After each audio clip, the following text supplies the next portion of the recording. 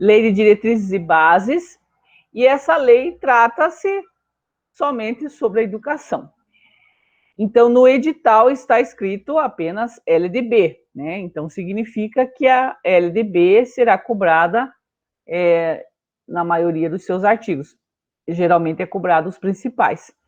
Então, nós iremos enfatizar os principais artigos. Só que existe uma resolução 04 de 2010 que ela direciona a vários artigos da LDB. Ela especifica, ela explica melhor, tá? Então, o que nós iremos fazer? E é bom sempre a gente estudar essa resolução 04 de 2010.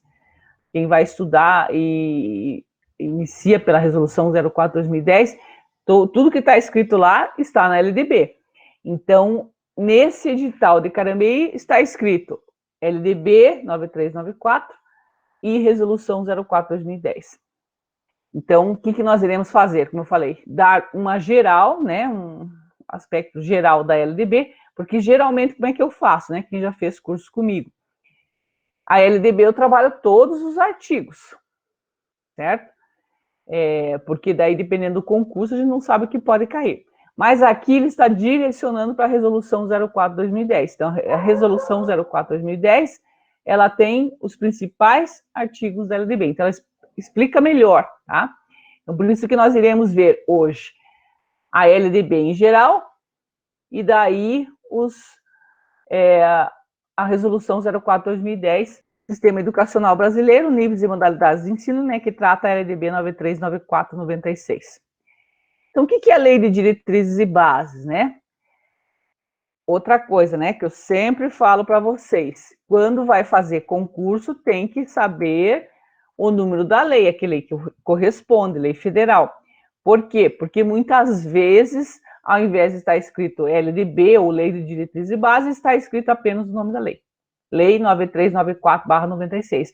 Então, você tem que saber para que lei que é essa. Tá? Então, eu gosto sempre de enfatizar, porque pode haver uma questão, ao invés de estar escrito LDB ou Lei de Diretrizes e Bases, está escrito lei, o número da lei, né? 9394/96, tá? É que nem o estatuto eu falei para vocês, né? O estatuto muitas vezes está na questão, porque tudo que eu faço, comento aqui, é direcionado a concursos públicos. Muitas vezes o estatuto, ao invés de estar escrito estatuto ou ECA, está escrito lei 8.069/90. Então, a gente tem que saber que número que corresponde a essa lei, tá?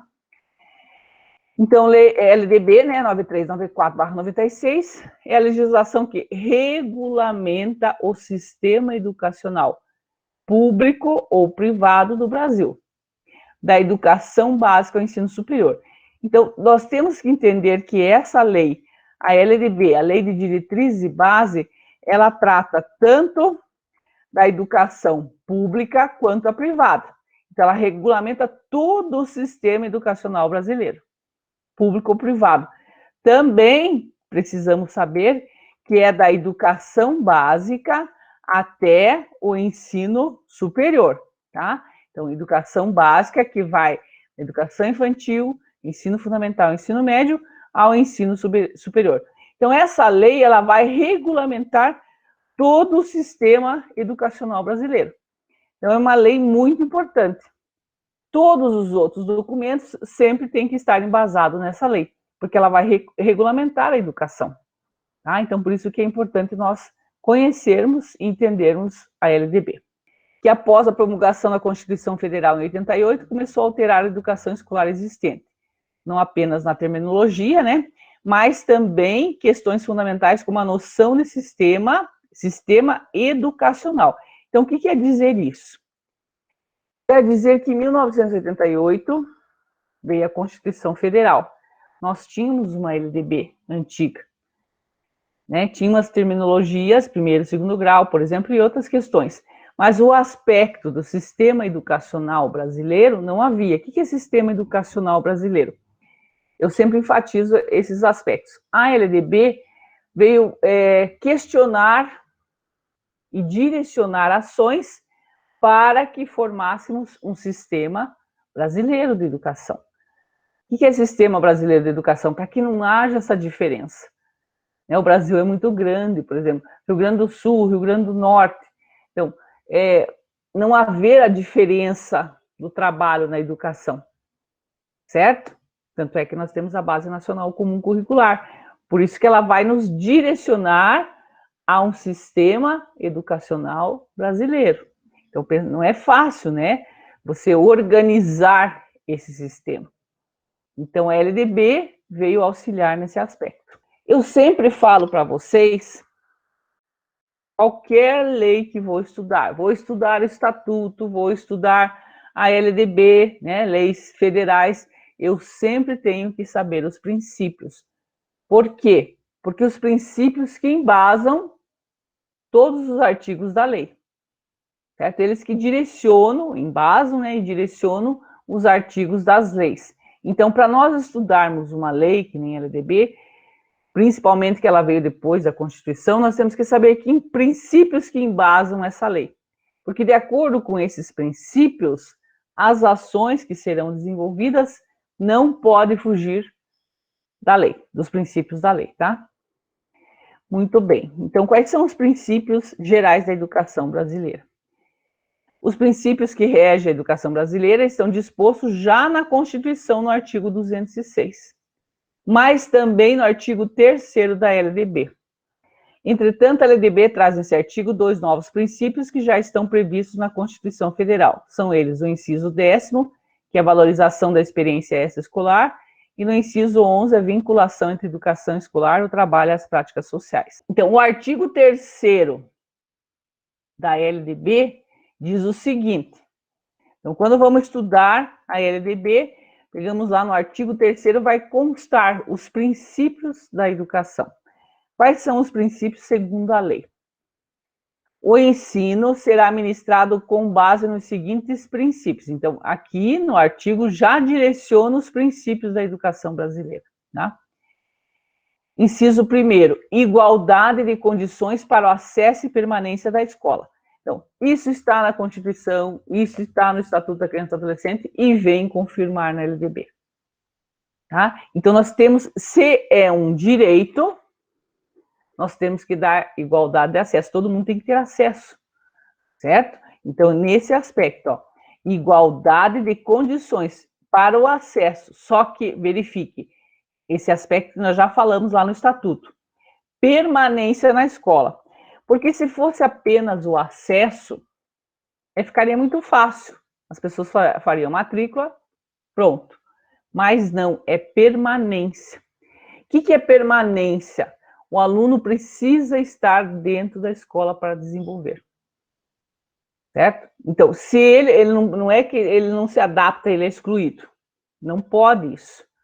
Segundo os princípios dessa lei, né, da LDB, da Constituição, do Estatuto, todo o aluno tem que ter igualdade de condições, mas também tem que permanecer, tem que ser a escola desenvolvida para ele. Tá? Então, é nesse aspecto que fala esse inciso. Inciso 2º, liberdade de aprender, ensinar, pesquisar e divulgar a cultura, o pensamento, a arte, o saber. Inciso 3º, né, o ensino será ministrado nesses princípios. Pluralismo de ideias e de concepções pedagógicas. Ideia não está sendo, mas saiu por causa de copiar da lei.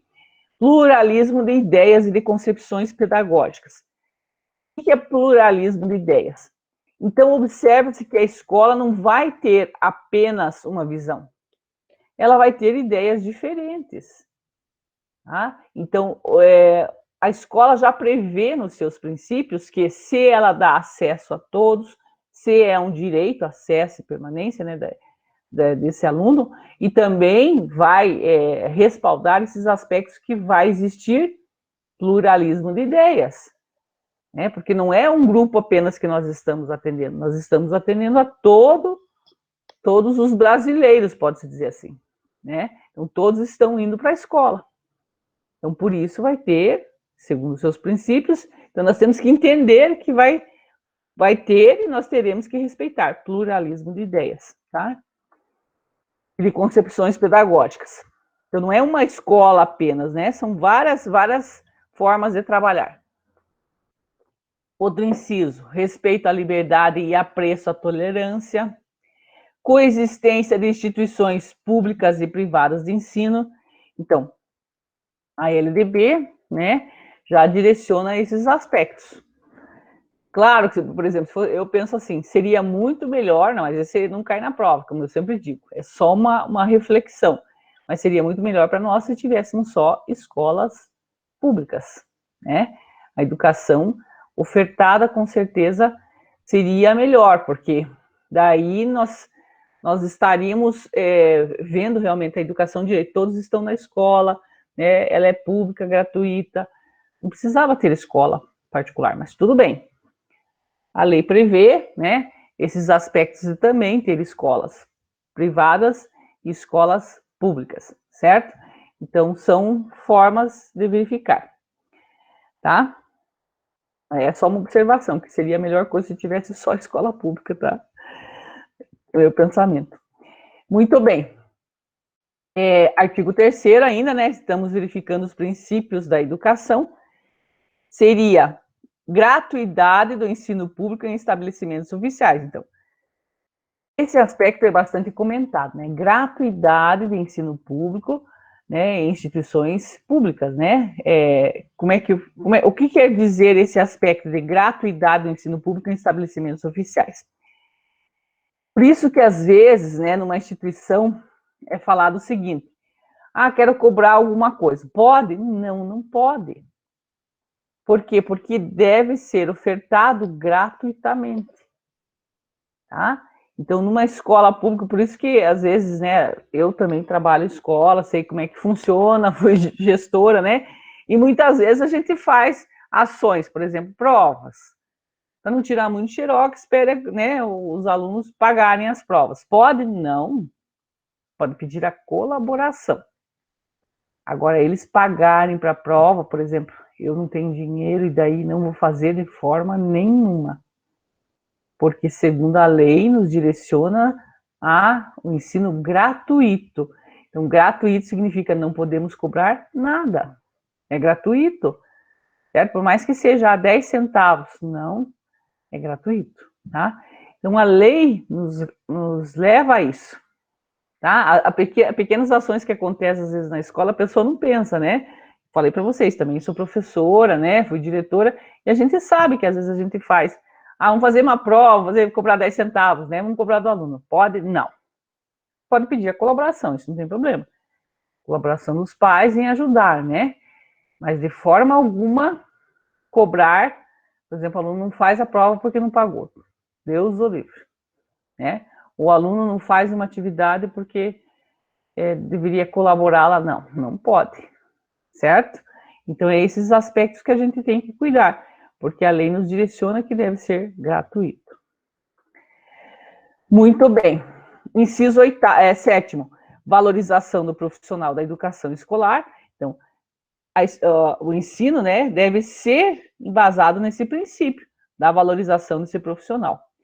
8º, também no princípio da gestão democrática do ensino público, na forma dessa lei e da legislação dos sistemas de ensino. Então, observe que nesse princípio nos direciona a gestão democrática. O que é gestão democrática? É a participação de todos no processo da educação. Então, não podemos centralizar apenas a um gestor, certo? Ao diretor só que pensa a escola. Não, toda a escola deve participar. Toda a escola quem? Alunos, pais, funcionários, professores, certo? Todos devem pensar escola. Isso é gestão democrática. Certo? A participação de todos, o olhar de todos em vários segmentos da escola. Tudo como é que acontece a escola é importante a gestão democrática. Tá? É importante a participação de todos.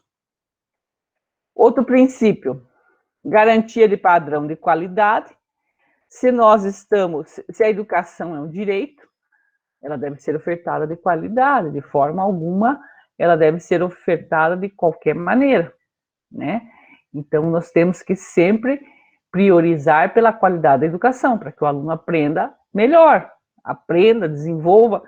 Qual que é o objetivo principal da escola? A aprendizagem do aluno. Qual que é o objetivo principal do professor? aprendizagem do aluno, do pedagogo, todo mundo deve pensar, tá lá dentro da escola, que o aluno aprenda, certo? Então, nessa visão que nós temos que ter. Por quê? Porque é um direito dele. Então, que ele aprenda significa a qualidade do ensino. Ele não está lá apenas para passar, ele está lá para aprender. Tá? Valorização da experiência extraescolar, né? Então, valorização do que o aluno também sabe, né? Fora da escola. Vinculação entre a educação escolar, o trabalho e as práticas sociais, porque nós estamos formando esse aluno. Então, a escola não deve estar separado dessa sociedade. Tá? Nós vamos trabalhar só aqui, fechado. Não, nós estamos trabalhando esse aluno para que ele atue numa sociedade. Então, nós temos que nos preocupar com esses aspectos também, né? Os aspectos que nós estamos formando pessoas para serem cidadãos, para desenvolver, né, nessa sociedade. Consideração com a diversidade étnico-racial. Esse inciso foi incluído pela Lei 12.796 de 2013, e também a garantia do direito à educação e aprendizagem ao longo da vida, que foi incluído pela Lei 13.662 de 2018. Como eu falei para vocês, quando há alterações na lei federal, né, por mais que seja, ó, foi apenas um parágrafo, um inciso aqui, né, mas é incluído por uma lei, tá? Esse outro inciso poderia ser até a mesma lei, mas ele é escrito incluído pela lei e tal, tá? Então, por que nós precisamos saber disso? Porque, como eu sempre digo para vocês, vai estudar leis federais, sempre pega as atualizadas, porque sempre há inclusão, né, de artigos, de incisos, e também, muitas vezes, são alterados, são dados redação nova, e assim por diante. Mas cada vez que é alterado, é através de uma lei. Então, não é assim, eu quero, vamos alterar vamos colocar esse inciso aqui, pronto. Não, não é só colocar um inciso, é toda uma discussão que é feita, tá? E é feita através de uma lei que altera, senão não altera, certo? Só para vocês entenderem, porque muitas vezes as pessoas verificam, né, essas alterações e não entendem. Então, eu gosto de explicar esses aspectos. Então, tudo isso é o artigo 3º da LDB, os princípios do ensino segundo a LDB. Então, é importante conhecer, né? Alguns pontos da LDB vigente desde então são considerados ganhos importantes para os cidadãos. Então, essa LDB 93, 94, quais foram os ganhos? Os ganhos para a educação. Porque foi uma lei nova, né? 1996 foi uma lei nova que veio depois da Constituição. Veja, a Constituição foi em 88, demorou um pouquinho. Mas ela veio trazer uma nova visão no aspecto da educação. E quais foram os aspectos importantes? É isso que nós iremos tratar agora. Então, a LDB reafirma, como eu falei para vocês, o direito à educação garantido pela Constituição Federal. Então, ela vem só confirmar direito à educação, educação de qualidade. Né? Ela não vem colocar algo a mais, ela vem confirmar o que está na Constituição. Outro aspecto, estabelece os princípios da educação, como nós acabamos de ver, mas também os deveres do Estado em relação à educação escolar pública, definindo as responsabilidades em regime de colaboração entre a União, os Estados, o Distrito Federal e os municípios. O que quer dizer isso? Esses deveres do Estado é o poder público, tá? Estado geral, né? Federal, estadual, municipal. Então, o que a LDB direciona? Se é um direito, tem que ser ofertado gratuitamente, né? Por exemplo, a educação básica, a educação infantil agora, depois alterar a lei, dos 4 aos 17 anos. Né? Isso nós sabemos, de acordo com aqueles princípios que acabamos de verificar. Mas esse aspecto que está dizendo assim, ó, a LDB mostra os deveres do Estado com a educação escolar pública. Por que esses deveres? Se é um direito, você tem que ser ofertado, tem o dever do Estado, do poder público, de ofertar, certo? Antes não existia essa responsabilidade, essa responsabilização de quanto que tinha que ofertar. tá? Então, a LDB vem mostrar esses aspectos. E esse regime de colaboração, que é falado bastante na LDB, o que significa isso? Significa o seguinte: por exemplo, um município muito pobre, porque verifique sempre, né, gente, quando a gente fala de lei, a gente não fala do município de Ponta Grossa, que tem uma estrutura boa, que tem várias escolas boas, não fala disso. O mesmo Carambeí, né, que é um município pequeno, mas tem uma condição boa, por causa de empresas grandes que estão lá. A gente fala de municípios pobres do Brasil inteiro. De repente, lá no Nordeste, a gente não nem imagina municípios que tem. Talvez poucas pessoas, né, não tem trabalho, não tem arrecadação. Como é que vai ter uma escola para essas crianças? Tá? É nessa forma que fala o regime de colaboração. O que é esse regime de colaboração? Então, eu vou falar assim: educação e direito. As crianças têm o direito de estar na escola, de 4 a 7 anos, criança e adolescente. Daí lá no município, sei lá, eu não, né, não vou dizer nem o nome do município, que nem imagino, bem pobrezinho, mas procura lá no Google, de repente tem um bom exercício para vocês, tá bom? Procura no Google o município menor no Brasil inteiro, sei lá, né, o que arrecada menos. Daí naquele município pequenininho não tem condições de manter essas crianças na escola. Então ele vai recorrer a esse regime de colaboração. Esse regime de colaboração significa que Estado, certo? E União Federal, né, vai ajudar esse município. Como que vai ajudar? Através de verbas para a educação, que deve ser obrigatória e gratuita. Então, por quê? Por que isso? Porque é direito. Então, de forma alguma, o município pode dizer assim: não, nós não temos como ofertar, né, uma escola para essas crianças. Como quantas vezes a gente via, né, vê ainda, muitas vezes, né, que o município também tem que se mobilizar para desenvolver projetos para que receba como é que eu posso dizer, essa colaboração, né, esse regime de colaboração, possa participar, tá? Então, recebe verbas para que possa manter a educação pública, certo? Então, o regime de colaboração que trata a LDB é esse aspecto.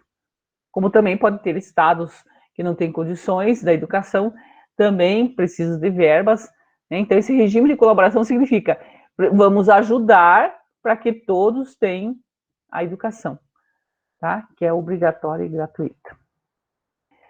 Então, quem trata disso é a LDB, né? E qual que é o valor que ela direciona, né? Qual o valor que ela define, a LDB? Ela define o seguinte: a União Federal, né, deve gastar no mínimo 18%. Isso daqui, ó, no artigo 69, geralmente é cobrado em concursos públicos. Qual que é o valor que deve ser gasto na educação?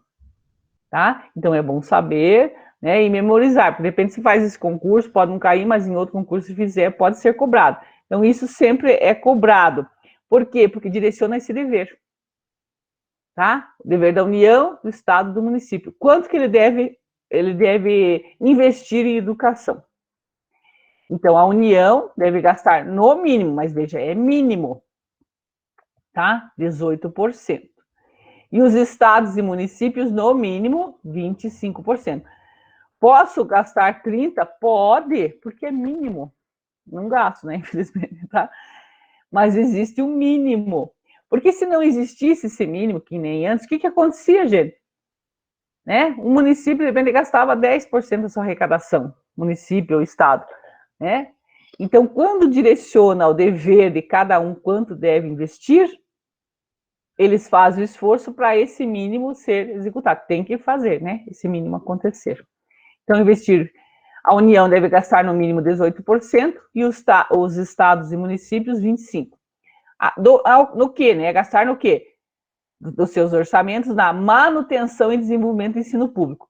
Então, essa manutenção e desenvolvimento do ensino público estão lá nesse artigo 69, 70, ele vai direcionar o que pode gastar.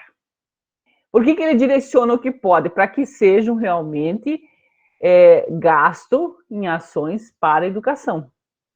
Porque às vezes, senão as pessoas, né, acabam desviando dinheiro. Isso aqui é para educação. Não, não é. Certo? Então tem que ser assim, o que é para educação? Aí se é educação, então está direcionado lá nos artigos da LDB. Muito bem. Continuando. Vou repetir, né? O que nós estamos falando? Nós estamos falando os pontos principais da LDB, tá? Que são importantes ganhos para os cidadãos.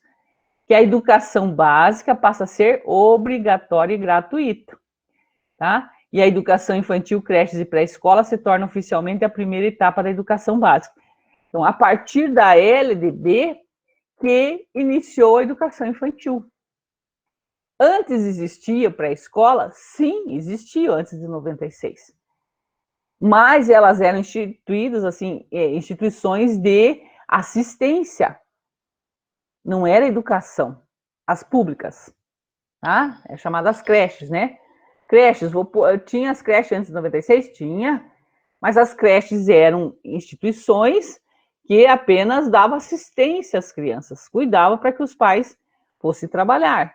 Quem que poderia atender aquelas crianças? Quem tivesse ensino médio, por exemplo, ou fundamental, ou era mãe, alguma coisa, vai lá atender, tá? Então era visto dessa forma. Não era educação. Quando a LDB vem e diz assim, a educação infantil é a primeira etapa da educação básica, quando torna-se lei, muda toda a estrutura. O que é mudar toda a estrutura? Ela não é mais assistencialista. Primeiro ponto. Se ela não é assistencialista, ela vai ter que ter um professor. Quem que é o professor? Alguém que esteja, né, formado, que saiba dar aula. Tá? Daí direciona também a lei que diz que, no mínimo, né, a formação de docentes, né, o magistério, certo? Mas que ele tenha depois o ensino superior, né? Então, esses aspectos que vai direcionando, a lei vai alterar e vai organizando a educação infantil. Antes de 96 era assistencialismo. A partir de 96, torna-se educação infantil. Então, muda toda a estrutura. Investimentos também é a mesma coisa. Também outro aspecto. Quando saiu em 96 a LDB, a educação infantil não era obrigatória. Isso que nós também temos que saber. Quando saiu em 96 a LDB, apenas obrigatório era o ensino fundamental. Não era educação infantil nem ensino médio. Depois da alteração da emenda constitucional, que houve, tá, a obrigatoriedade da pré-escola dos 4 anos, tá? A pré-escola dos 4 anos, até o ensino médio, 17 anos. Daí, porque assim, muitas vezes perguntam assim, né? A educação infantil, ela é obrigatória? A educação infantil na etapa de pré-escola, 4 anos. Na educação infantil na creche não é obrigatório. O que o Estado tem que fazer? Oferecer. Sim, isso ele tem o dever de oferecer. Mas daí, se tem vaga para todo mundo de 0 a 3 anos, você não tem vaga, ele tem que oferecer. Ele ofereceu. O município tem 5.000 crianças de 0 a 3, né? Vamos fazer uma suposição. Mas o município não tem obrigação de ofertar para essas crianças. Se ele tem 100, 200 vagas, ele está ofertando, cumprindo a sua função, ofertando. Não tem para todos, por quê? Porque não é obrigatório. Veja quanto a lei faz alterações na nossa vida. Às vezes a gente não tem noção, né? Às vezes as pessoas começam a discutir, tem que ter noção. Não é obrigatório de 0 a 3 e é dever do Estado ofertar. Então, ele oferta quanto ele quer. E pode, porque a lei não fala nada. Agora, quando a lei diz assim, é obrigatório, educação infantil, dos 4 anos da pré-escola, daí tem que ter vaga para todos. Certo? É isso que nós temos que entender. Então, a LDB veio passar esses aspectos, né?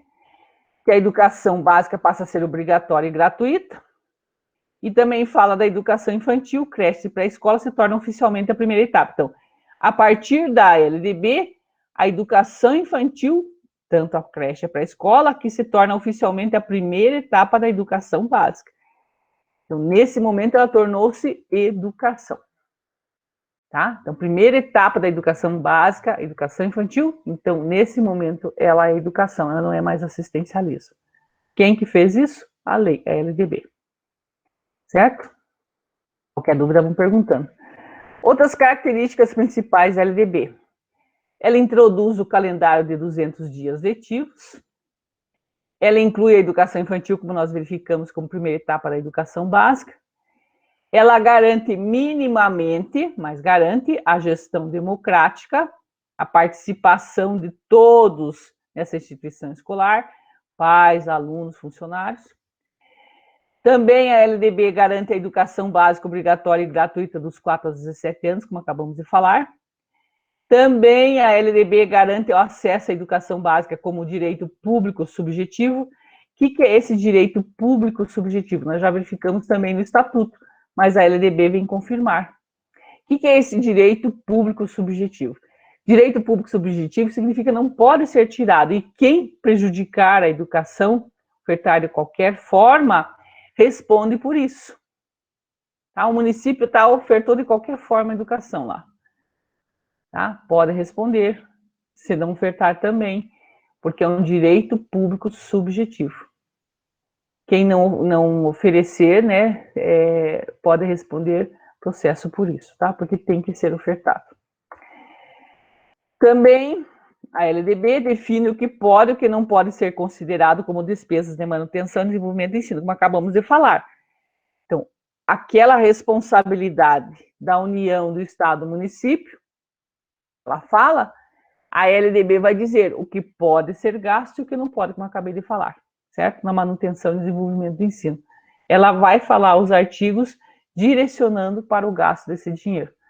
Então, a LDB fala da importância desse investimento, né? A União 18, Estado, município 25% da sua arrecadação, mas também direciona o que pode e o que não pode também está na lei, certo?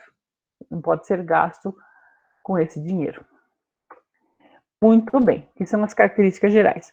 Agora nós iremos tratar de aspectos importantes que trata a LDB. Como eu falei para vocês, nós não iremos trabalhar os artigos, nós iremos fazer, né, um geral, porque depois a maioria nós iremos trabalhar na resolução 04/2010. Que daí é uma aula, não dá, a resolução dá umas 2, 3 aulas, tá? É bastante conteúdo, mas é bom porque daí vocês aprendem bastante. Então a LDB, o que ela trata? Ela fala dos níveis e modalidades de ensino. Daí é o seguinte, eu queria falar antes, passei o slide aqui.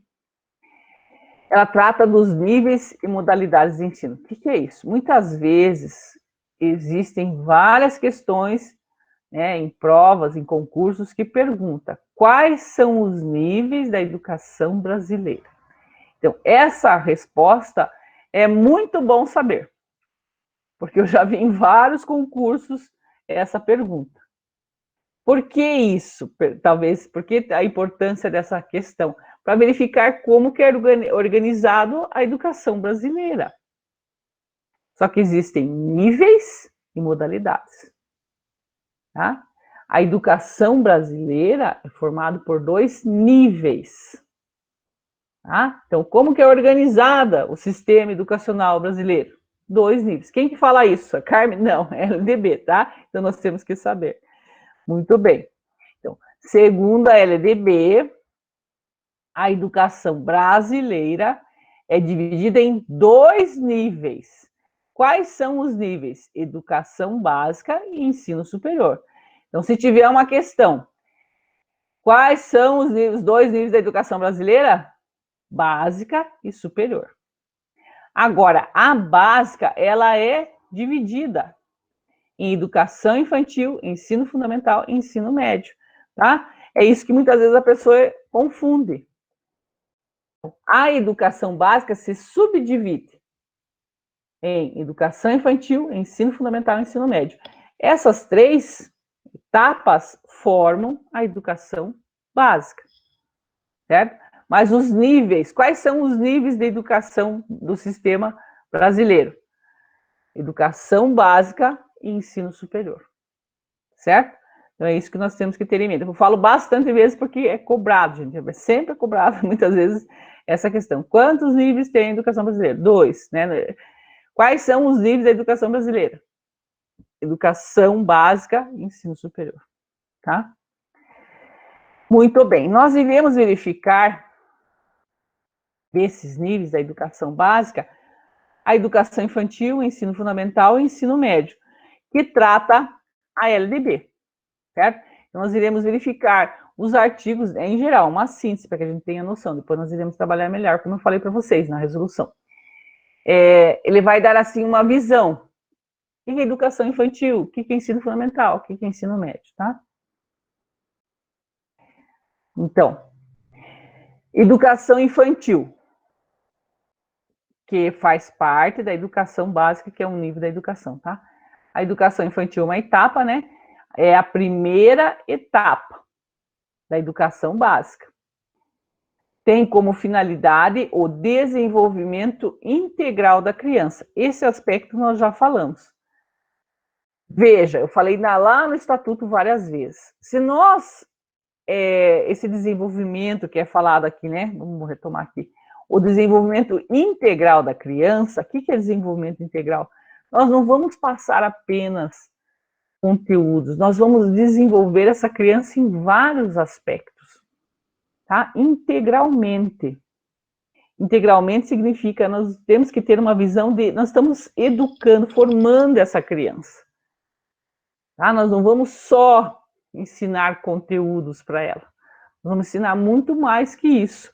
Então, a educação brasileira é a primeira etapa e tem a finalidade do desenvolvimento integral. Qual o desenvolvimento integral? Quais aspectos? Físicos, mas também os psicológicos, o intelectual, o social, né? Porque a criança está entrando na sociedade. Só que aqui é um aspecto importante na LDB. Olha, ela fala o seguinte: de forma a complementar a ação da família e da comunidade. Então, de forma alguma, a educação infantil na escola, né, vai substituir essa educação que é dada em casa ou na comunidade onde ela mora. Tá? Então, é importante esse aspecto. Veja, né, se a gente começa a ler a lei, entender o quanto é essencial, porque senão simplesmente iria educar essa criança, né, educar da forma que quisesse. Não, a lei diz o seguinte: essa educação infantil, ela vai complementar o quê? A ação da família, tá? E da comunidade. Ela não vai substituir a ação da família, não, ela vai complementar. Então, tem que valorizar a família. Por isso que é tão importante, né? Quem trabalha com a educação infantil, quer trabalhar com a educação infantil, tem que ter isso em mente. De forma alguma, nós vamos ensinar da nossa maneira. Nós temos que sempre complementar. Complementar o quê? O que a família ensina. Tá? Complementar. Nós não vamos substituir. Porque senão a criança esqueceria tudo que aprendeu, vai só aprender na escola. Não, nós vamos complementar. Isso é essencial a gente saber, tá? Muito bem. Também falando da educação infantil, né, que é uma etapa do nível da educação básica, ela deve ser oferecida em creches ou entidades equivalentes para crianças de até 3 anos de idade. Então, quando você fala creche, você tem que verificar que esse atendimento dessa criança é até 3 anos de idade, tá? Então, se você fala creche, significa atendimento até 3 anos de idade. Tá? Quem fala isso é a lei, né, também. Mas também pré-escolas, para quem? Para crianças de 4 a 5 anos de idade. Uma vez que as crianças de 6 passaram a frequentar o ensino fundamental, conforme a Lei 11.264, 2006. Então, a partir de 2006, antes de 2006, como é que era? Né? Por muitas vezes a gente verifica. A educação infantil era de 0 a 6 anos de idade. Né? Certo? Daí, quando alterou, né, a Lei 2006, a Lei 11.234, 2006, ela alterou, ela disse que a criança de 6 anos passa a frequentar. Então, agora, a educação infantil passa de 0, né, até 5 anos de idade. Tá? E esse aspecto que eu já falei para vocês agora há pouco, mas vou retomar que é importante. Nós falamos que a educação infantil é obrigatória? Sim, mas a partir de que idade? Dos 4 anos. Então, se é a partir dos 4 anos, ela está onde? Na pré-escola. Tá? Então, a educação infantil é obrigatória? Sim, a partir dos 4. Aonde que ela está com 4 anos? Na pré-escola. Certo? É isso que nós temos que ter em mente para entender. Porque muitas vezes a pessoa sempre fala, a educação infantil é obrigatória. Então, de 0 a 3 anos, né? Não, de 0 a 3 anos não é obrigatória, é de 4 anos em diante, tá? Então, 4 anos ela está onde? Na pré-escola. Certo? Muito bem. Continuando ainda falando sobre a educação infantil, etapa da educação infantil. Nessa etapa, não há, aqui é importante falar, ó, não há obrigatoriedade de cumprir a carga horária mínima anual de 800 horas, tá? Distribuída nos 200 dias letivos, como também não há avaliação com o objetivo de promoção, mesmo para acesso ao ensino fundamental. É bom colocar, né, quando eu estava organizando esses slides, eu já trabalho bastante tempo, mas né, eu sempre revejo para retomar. Verifique o que diz a lei. A lei diz, né, que não é obrigatório, mas ela é feito um controle dessa criança, porque não é criança se matricular e não ir para a escola, né? Precisa ter o controle, mas não significa assim que se ela não for, né, ela vai ser prejudicada, como diz aqui, ó. Não há obrigatoriedade de cumprir essa carga horária, tá? Não é obrigatório, mas ela tem que cumprir esse aspecto. Mas esse outro aspecto que fala aqui, ó, também na educação infantil, não há avaliação com objetivo de promoção mesmo para acesso ao ensino fundamental. Por que isso? Na educação infantil é verificada as etapas que a criança vai passando. O objetivo principal dela não é promoção, não é ser promovida para outra série, é o desenvolvimento dela, certo? Então, nós temos que estimular esse desenvolvimento como professores da educação infantil para que ela desenvolva de 0 até 5 anos de idade. Então, esse é o objetivo principal da educação infantil. É o seguinte, né, como fala ali, a avaliação vai ter como um acompanhamento do desenvolvimento, não como promoção. Vai ter o aspecto de avaliar? Sim, avaliar o quê? O desenvolvimento. Certo? Precisamos avaliar na educação infantil? Sim. Mas para promoção? Não. Tá? É isso que eu quero que entenda, né? Porque senão, de repente, a pessoa confunde tudo. Então, a avaliação, ela tem que ser para o desenvolvimento. Por que avaliar para o desenvolvimento? Gente, se eu estou trabalhando com a criança na educação infantil, estimulando ela para que desenvolva, eu tenho que saber se ela desenvolveu ou não. Né? Eu estou estimulando para que ela desenvolva, eu preciso verificar o que ela aprendeu, o que ela não aprendeu, o que ela precisa aprender, como é que ela está indo, se ela caminha direito, se ela come direito, se ela vai no banheiro, né? Então, se ela começa a falar, que palavrinhas que ela começa a falar, certo? Vários aspectos que nós precisamos observar. Então, nós vamos avaliar? Sim, mas como, a menina já verifica, menina, mas como promoção, tá? Fale, menina.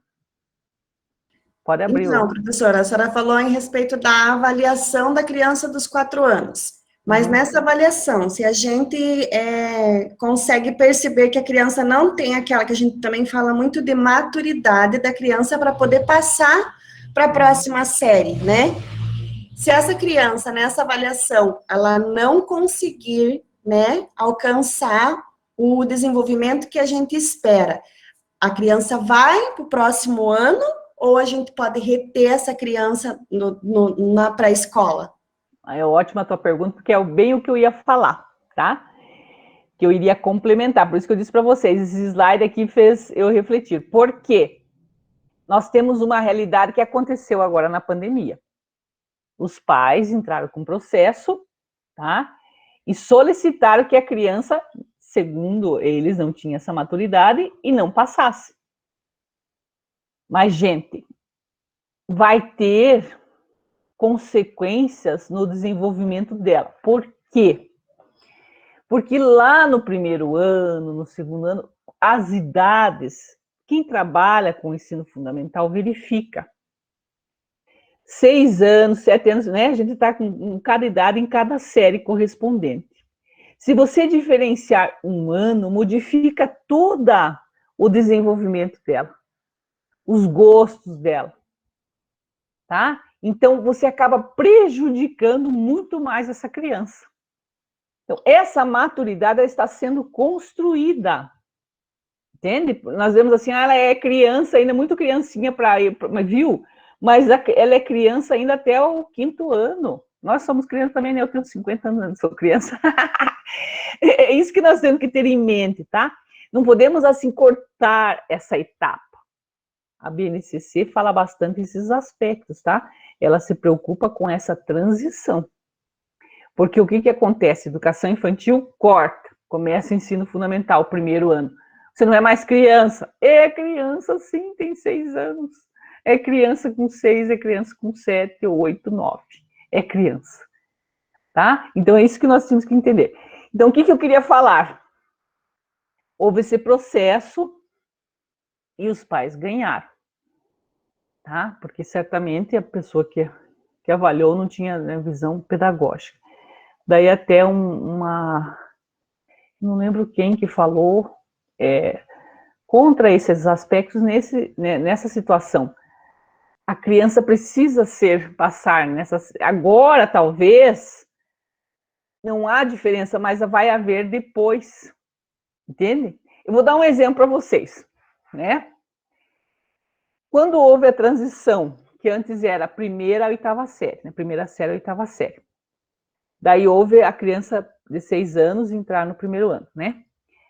Então, ficou 9 anos também, aumentou para 9 anos. Então, houve toda aquela transição. E quando a transição, há toda uma situação, nós, escola, muitas vezes não entendemos, né? A transição, tal, e agora que série que ele está, né? 5ª série, 5º ano, o que corresponde? Porque 5ª série antes ia para anos finais. De repente, 5º ano não, faz parte dos anos iniciais. Então, toda essa confusão, né? O que eu quero falar para vocês? Um exemplo, eu gosto sempre de dar exemplo para vocês refletirem das consequências. Uma aluna foi lá na escola que eu era diretora, foi se matricular, né? E quando houve essa transição, ela mudou. Ela estava numa escola municipal e mudou, foi para outro estado. No outro estado, nessa confusão, matriculou essa aluna numa série, na mesma série que ela já tinha feito. Não na série que ela deveria fazer. Tá? Uma para trás. Por causa dessa situação que eu acabei de dizer para vocês. Tá. Ela foi lá, cursou, estava numa escola nova, com amigos novos, tudo certinho, sabe? Tudo maravilhoso. Ela veio para Ponta Grossa. Quando ela veio para Ponta Grossa, ela desenvolvia bem, né? A gente verificava que ela bastante inteligente, e daí nós fomos verificar o que aconteceu. Ela foi fazer uma atividade numa escola municipal e não foi fazer uma atividade, ela acho que viu as amigas que eram de antigamente, numa escola municipal, e verificou que as amigas estavam numa série a mais que ela. Daí a mãe foi questionar, como que ela está numa série a mais? Daí eu até me preocupei, achando que era na nossa escola que tinha errado a matrícula, né? Nós fomos verificar lá atrás, nessa transição, quando ela saiu de Ponta Grossa e foi para outro município, ela foi matricular na série que ela já tinha feito. Tá? Então, o que aconteceu? Quando ela voltou, ela encontrou as amigas para frente. Né? Daí nós fizemos todo um processo para ela recuperar esse 1 ano, né? Fizemos várias avaliações, é feito um processo tal, para que ela fosse e ganhasse esse 1 ano para frente, que era uma menina inteligente. Conseguimos, porque ela fez as avaliações, foi todo um processo que foi feito, né? Durante o mês, os professores fazem provas, passam para o núcleo, todo o processo tá. E ela passou para outra série que ela deveria estar. Gente do céu, foi um transtorno, porque ela não conseguiu acompanhar, sabe? Olha, foi a pior coisa que aconteceu. Então, ao invés de arrumar, piorou. Então, veja, as consequências, por que eu estou dando esse exemplo para vocês? As consequências de passar, né? Lá foi o contrário, derreter essa criança. Reteve não porque quiseram, não porque ela deveria reteve por erro, né? Erro de transferência. Mas vamos assim, uma criança, os pais retêm, por conta da maturidade que vocês acabaram de falar. Daí o que acontece? Quando ela for verificar, os amiguinhos, entende? Então, um ano a mais, quantas coisas, quantas consequências pode ter no desenvolvimento dessa criança. Então, não compensa. A maturidade, ela vai desenvolvendo. Ela está em processo de desenvolvimento. E criança desenvolve, se você trabalha bem com ela, você estimula, ela desenvolve. É isso que nós temos que ter em mente, que na educação infantil, essa avaliação tem que ser a avaliação do desenvolvimento. Ela é imatura, tá, então eu vou trabalhar esse aspecto, tá? Eu vou trabalhar nesses aspectos da autonomia, que ela desenvolva a autonomia, o máximo possível. É isso que o professor tem que ter em mente. Precisa melhorar aqui, vamos investir aqui, tá? Então, segundo a LDB, a avaliação da educação infantil não é para promoção. É o seguinte, houve essa situação? Houve, mas é um processo jurídico. Para a prova de concurso, tá? Pode cair uma questão geral falando sobre esse aspecto. Mas para a prova de concurso, nós temos que estudar o que está na lei. Não é todas essas observações que nós fizemos só para poder entender, certo? É isso que eu quero que entenda. Entendeu, Milena, querida? A Semana Materna, fantástico, isso, exatamente. Eu também verifiquei essa matéria que eu falei, desses aspectos dessa criança ser retida. Mas só que você verificou também que a responsável lá, né? Eu não lembro quem, se você lembra, a pessoa que deu entrevista das consequências, né? Processo de desenvolvimento não é assim que é visto. Não é dessa forma, tá? O reter não ajuda em nada, porque ela está em desenvolvimento, ela é criança ainda.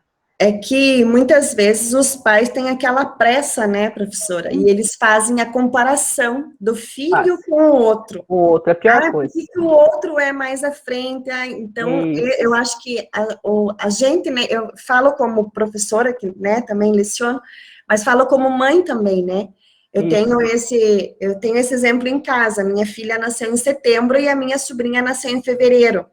Então, eu vejo que a minha, ela consegue acompanhar, que nasceu em fevereiro, mas um pouquinho, assim, atrasado, né? Porque a diferença delas é de 7 meses, né?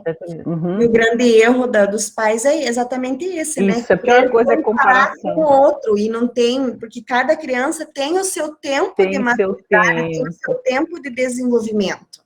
Exatamente. Né, eu fui alfabetizadora também, né? Então, depois que começou a verificar vários estudos, né, de Vygotsky, da Emília Ferreiro, mesmo vários estudiosos começaram a falar dos aspectos do desenvolvimento. Então, eu lembro que eu era alfabetizadora e a gente não entendia esse processo. O que nós falávamos? Veja, que nem andar, a criança andar, né, quem tem bastante filhos. Um filho da gente anda com 11 meses, outro anda com 1 ano e pouco, né? Cada um diferente. Só que os meses, quando é criança, parece que a gente aumenta, né? É meses, pouquinho, mas a gente assim, nossa, mas andou com, né, 11 meses, nossa, andou com 1 ano e 10 meses. É poucos meses, mas é uma diferença. E daí o que acontece? Mas todos andam, né? É que nem na alfabetização, é um processo, né? A educação infantil é um processo de desenvolvimento. Então, de forma alguma, nós ficarmos cobrando isso da criança. Nós temos que investir no desenvolvimento dela. Mas foi muito boa a tua pergunta e eu também iria falar isso, por isso que eu ia direcionar esse aspecto. Por isso que eu vou falar bem esses aspectos para poder entender, né? Como você viu, outros podem ter visto também essa entrevista e dizer assim, viu, mas como que não é para promoção se foi retida essa criança? Foi retido por conta de um processo, tá? Um processo jurídico. Daí o que é processo jurídico? As pessoas avaliam, né?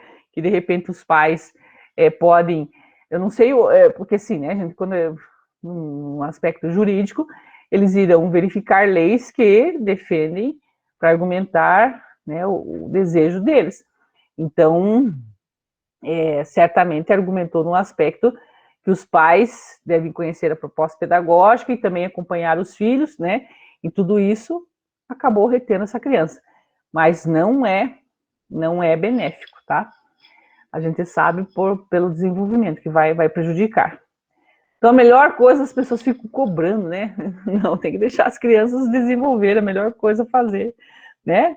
Muito bem, vamos lá, continuar. Então, essa é a educação infantil, né? Agora, o ensino fundamental. Também é uma etapa, né, da educação básica, do nível da educação básica. É etapa obrigatória, também é obrigatória, né? E o ensino fundamental foi desde o início da LDB, já era obrigatório, né? Então, a Constituição Federal também, em 88, deu obrigatoriedade primeiro do ensino fundamental. Então, o ensino fundamental sempre foi obrigatório, tá? Então, antes era do primeiro ao oitavo ano, depois que passou através da emenda constitucional, que alterou do primeiro ao nono ano, né? 9 anos, tá? Então, ele é obrigatório da educação básica. É dever de quem? Do Estado, o acesso a esse ensino, e é direito público subjetivo, como nós acabamos de falar, né, anteriormente. E quer dizer o quê? Que não exige regulamentação para ser cumprido, certo? E seu não oferecimento ou não oferta irregular, importa a responsabilidade da autoridade competente. A oferta do ensino fundamental é gratuita e se estende a todos que nela não tiverem acesso na idade própria, né? Então, não tem acesso à idade própria, né? Depois ele pode fazer, mas ele tem que fazer o ensino fundamental, tá? A educação infantil não precisa. Se eu não passei aquela etapa da educação infantil, né? Por isso que eu vejo a diferença. É isso que eu quero dizer. Se eu não fiz a educação infantil, estou com 10 anos, né? Como de repente acontece lá não sei aonde. 10 anos a criança tá. Não foi matriculada ainda, tem que matricular, tá? Então ela vai passar a educação infantil? Não, não precisa. Tá? Como diz aqui, ó. O ensino fundamental que se estende a todos que nela não tiverem acesso na idade própria. A educação infantil, não. Tá? O ensino fundamental, sim. Não tive, por quê? Porque alfabetização, né? Alfabetização. Então, precisa fazer, precisa. Vai para a educação de jovens e adultos? Tá. Precisa fazer o ensino fundamental. Certo? Então, não teve naquele momento da idade certa, vai fazer em outro momento. Tá? Continuando. Segundo a LDB, o ensino fundamental deve ser ministrado em língua portuguesa, só que é assegurado também às comunidades indígenas a utilização da sua língua materna, né? Sua língua indígena, de acordo com cada comunidade, tá? A jornada escolar do ensino fundamental é de ao menos, né, no mínimo 4 horas de efetivo trabalho em sala de aula, sendo progressivamente ampliada para o tempo integral a critério de sistemas de ensino. Está direcionando para esse atendimento de mais horas, 7 horas, né? Para esse atendimento de uma carga horária maior, certo? Então, esse é o ensino fundamental. O ensino médio, nós vamos dar uma passadinha ligeira, porque o ensino médio não refere-se ao concurso de vocês, né? Ele é um desafio, o ensino médio, pelo aspecto de ser profissionalizante, ser propedêutico, né? No plano de educação, há uma meta para fomentar essa expansão. Vou passar rapidinho por conta que vocês não precisam, tá? É só esses aspectos que falam do ensino médio, mas ele não é necessário por conta do concurso. É só para que a gente entenda que também o ensino médio faz parte, é uma etapa que faz parte da educação básica, tá? Muito bem. Nós verificamos os níveis de educação. Os níveis, as etapas da educação básica. Do ensino superior, nós não iremos verificar, que não direciona o concurso de vocês, tá? Fizemos uma síntese da LDB para que possa entender. Mas a LDB fala do sistema de educação dos níveis e modalidades. O que são as modalidades? É o que nós iremos observar. Essas modalidades que nós iremos tratar é as que estão na LDB.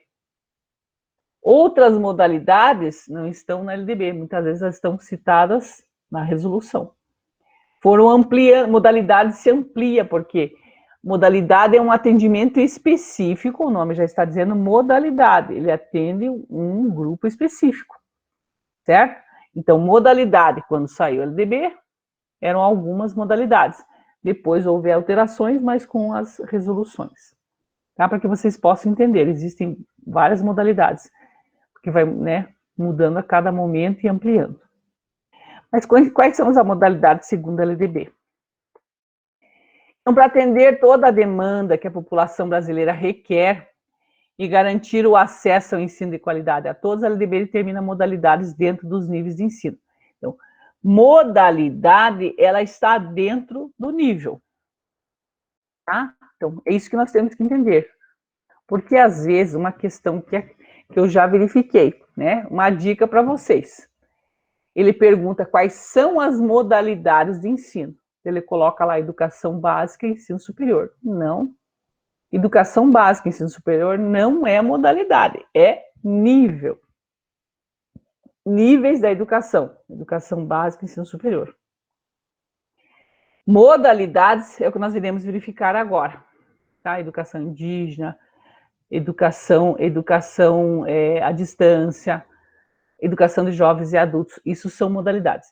Então, as modalidades, elas passam pelos níveis, tá? É isso que tem que entender. As modalidades, elas passam pelos níveis de ensino. Todos, muitas vezes, não. A educação de jovens e adultos não passa pelo nível, etapa, né, da educação básica, que é a educação infantil. Não passa. A educação de jovens e adultos passa pelo ensino fundamental e ensino médio. Então, as modalidades passam pelos níveis de ensino. Todos? Não, depende da modalidade. Tá? Vocês possam entender.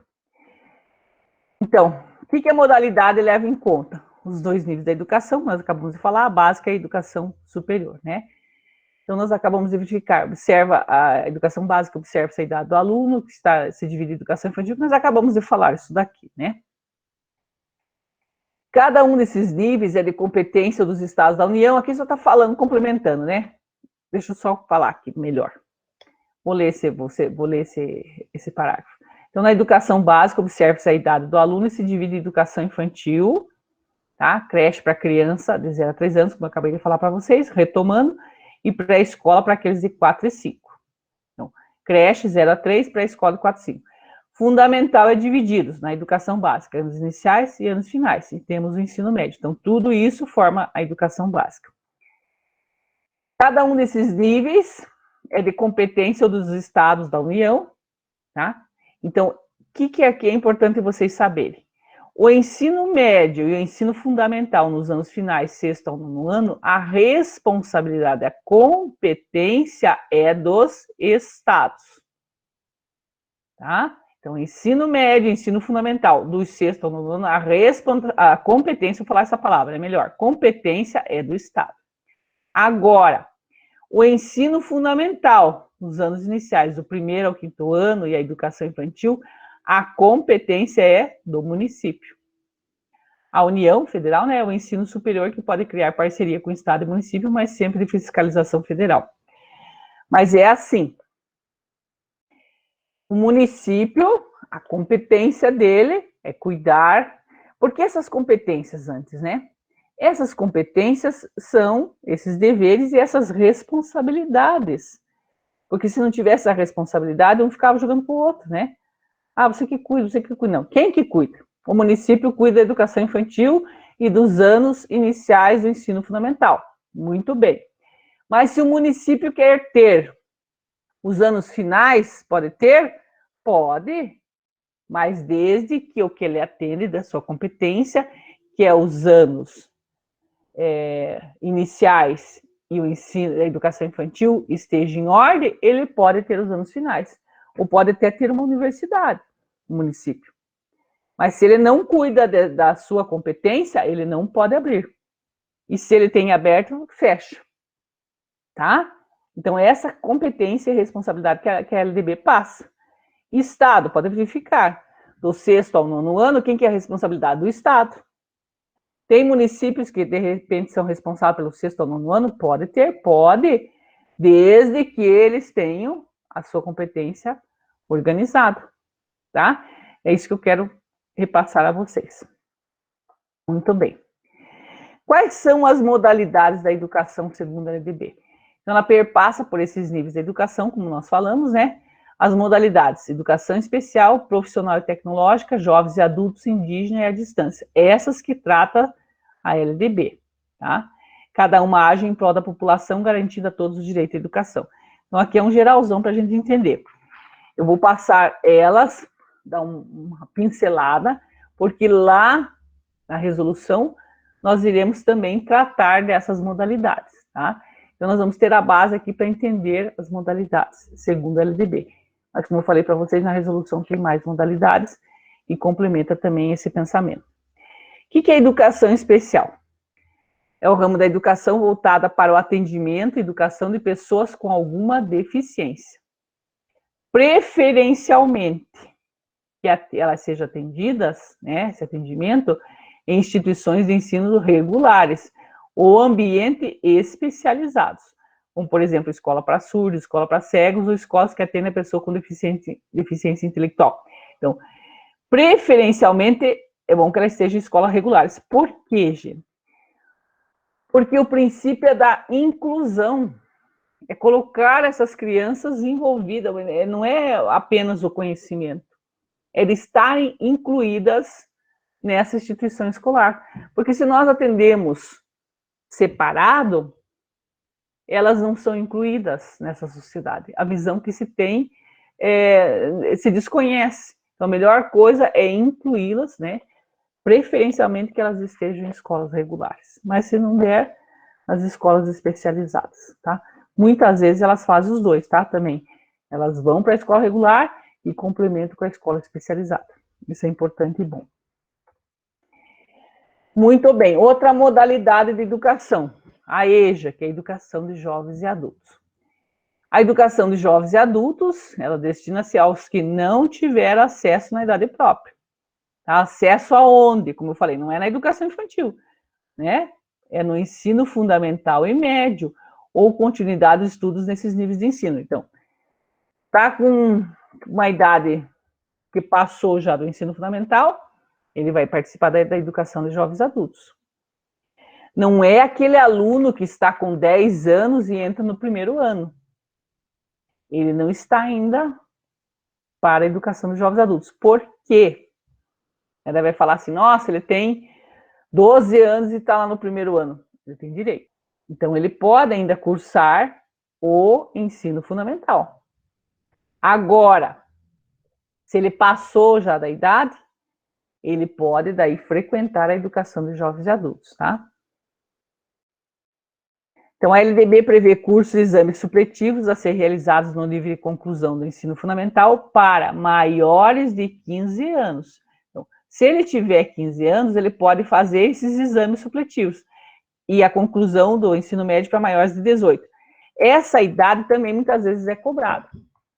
Para a educação de jovens e adultos, se você tem 16 anos, você pode concluir o ensino médio? Não, porque ainda você pode estar, o ensino fundamental é dos 6 até os 14 anos, tá? Daí que ele passa para o ensino médio, dos 15 até os 17.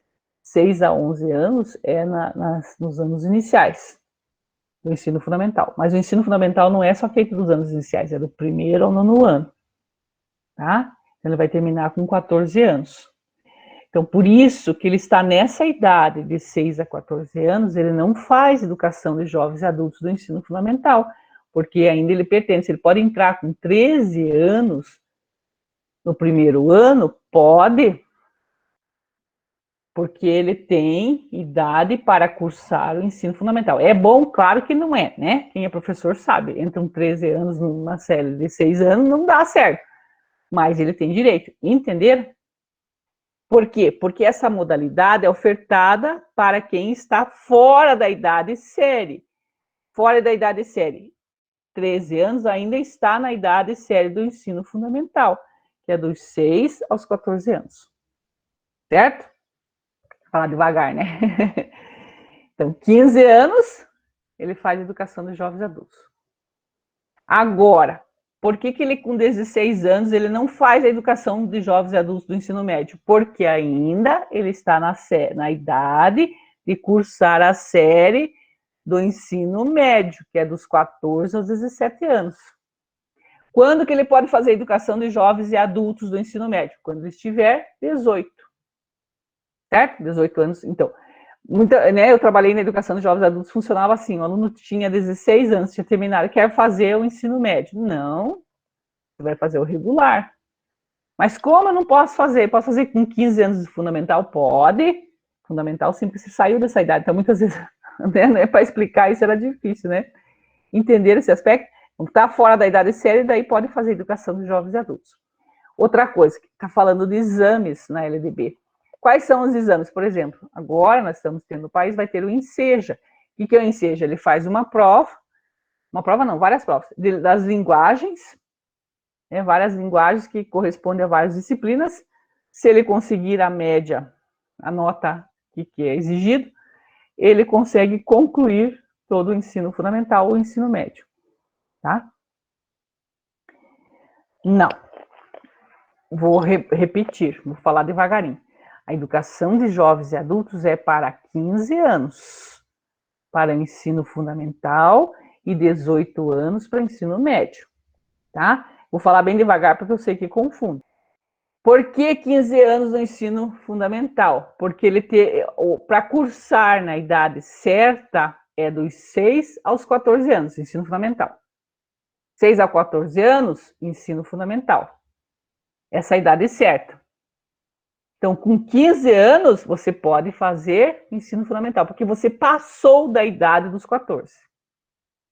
Tá?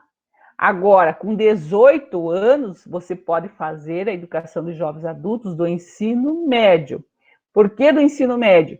Porque o ensino médio, a idade correta é dos 15 anos, né? 15, termina 14, 15 anos, até os 17. Certo? É esse aspecto, certo, Milena? Entendeu? Então, eu quero falar para que vocês entendam. Então, isso, beleza. Então, a educação de jovens e adultos é a partir dos 15 anos. Tá? Mas acabei de dizer, 15 anos. Ele faz a prova do Enseja, por exemplo. Né? Vou dar um exemplo. Faz a prova do Enseja, as provas. Foi aprovado. Parabéns, terminou o ensino fundamental, 15 anos. Está fora da idade certa. Daí, com 16 anos, ele quer fazer a prova do Enseja para o ensino médio. Pode? Não. Pode cursar a educação de jovens adultos? Não. Ele tem que cursar a regular. Por que não? Porque ele está com 16 anos e está na idade de cursar o ensino médio regular. Está na idade ainda que corresponde. Tá? Muito bem. Viu como é? A gente complica um pouco. Mas é isso daí. Certo? Então, esses exames, ó, cursos e exames supletivos a ser realizados no nível de conclusão do ensino fundamental para maiores de 15 anos, fundamental. Nível de conclusão do ensino médio para maiores de 18. Então, se perguntar a educação de jovens e adultos, é a partir dos 15 anos, para quem? Para o fundamental. 18 anos é para o médio. Tá? Na LDB, assegurar no artigo 37, que diz que os sistemas de ensino devem garantir gratuitamente essa modalidade de educação, considerando seus interesses, condições de vida e trabalho, né? O aluno, para ter direito à educação de jovens adultos, acabamos de falar, e vou repetir, deve atender a alguns critérios. Por exemplo, ter idade mínima de 15 anos para cursar o ensino fundamental e 18 para o ensino médio. Então, aqui retoma, né? Então, isso nós temos que ter em mente. Vai cursar no ensino de educação de jovens e adultos para o fundamental, 15 anos. Para o ensino médio, 18. Muito bem. Outra modalidade da educação indígena. É uma modalidade de educação, já está falando o nome, né? Para a população indígena. Deve respeitar a cultura, condições e língua de cada comunidade, certo? Cada comunidade indígena vai ter a sua cultura, a sua linguagem, né? Esses aspectos culturais, condições e língua. E nessa modalidade, para preservar cada tradição e cultura, é preciso produzir material didático bilíngue, que vai ter a língua indígena e português, e dar profissionalização ao professor de maneira multicultural. Então, para trabalhar a educação indígena, eles trabalham as duas línguas, português e da comunidade indígena. O material é feito para eles, gratuito também.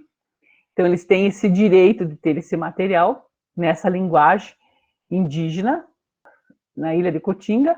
Nós fomos lá nessas escolas indígenas, então a gente verificou lá o material, né? Eles tinham livros, todo o material. E o professor, quem que é?